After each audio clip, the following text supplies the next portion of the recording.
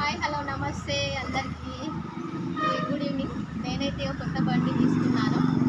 ఈ బండి ఎట్లా ఉందో చూసి చెప్పండి.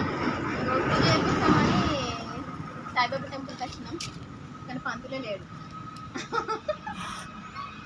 ఇది సీదా వెంకటేశ్వర స్వామి టెంపుల్కి వెళ్ళి చెప్తాను. Okay bye. నా బైక్ ఎట్లుందో చెప్పండి.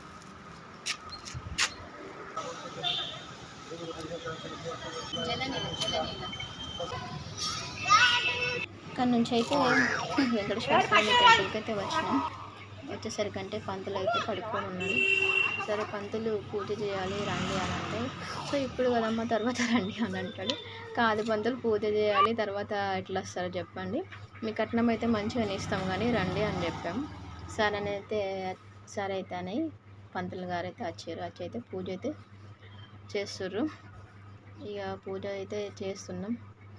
అన్నీ అయితే సక్రమంగానైతే పూజ అయితే మంచిగానే చేసిండు పంతులు గారు.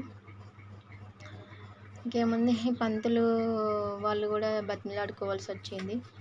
ఎందుకంటే ఈవినింగ్ టైం కదా, సో ఈవినింగ్ టైంలో కొంచెం వాళ్ళు లేట్ పూజ చేస్తారు కదా, సో అనేసి పంతులు అయితే తర్వాత ఒక గంట తర్వాత అట్లా రండి అని అంటే, మేము వేరే ఊరికి వెళ్ళాలి, పంతులు కొంచెం తొందరగా చేయండి అంటే ఇక పంతులు గారు అయితే వచ్చారు.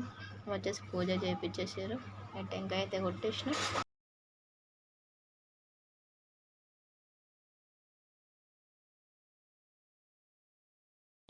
సో పోసేసి పూజ అయితే కంప్లీట్ అయితే చేసేసినాం.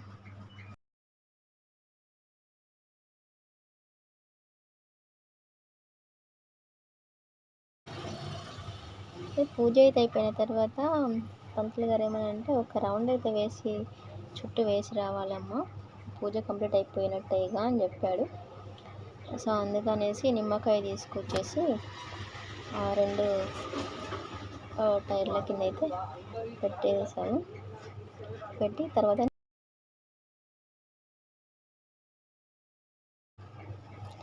ఈ కొత్త బండి కదా, ఒక రౌండ్ అయితే వేసి రమ్మని చెప్పారు. సో నేనైతే బండి అయితే ఇక స్టార్ట్ చేసేసి, ఈ కొత్త బండి కాబట్టి ఆనందంలో ఇక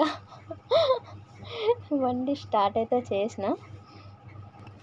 కొత్త కదా, నాకు బండి అయితే వెయిట్ అయితే ఆగడం లేదు. సో ఎలాగోలైతే స్టార్ట్ చేసేసిన, ఒక రౌండ్ అయితే వేసేసి వచ్చేసిన. ఇంకేముంది, పూజ అయితే కంప్లీట్ అయిపోయింది ఇక అంతే. ఇక పూజ అయితే కంప్లీట్ అయిపోయింది. ఇక పంతులు గారికి అయితే దక్షిణ ఇచ్చేసి ఆశీర్వాదం తీసేసుకొని ఇంటికైతే వచ్చేసినాం. ఇక సరే బాయ్ ఫ్రెండ్స్. ఇక నా వీడియో కనుక మీకు నచ్చినట్లయితే లైక్ చేయండి, ఈ సబ్స్క్రైబ్ కూడా చేసుకోండి ప్లీజ్. కొంచెం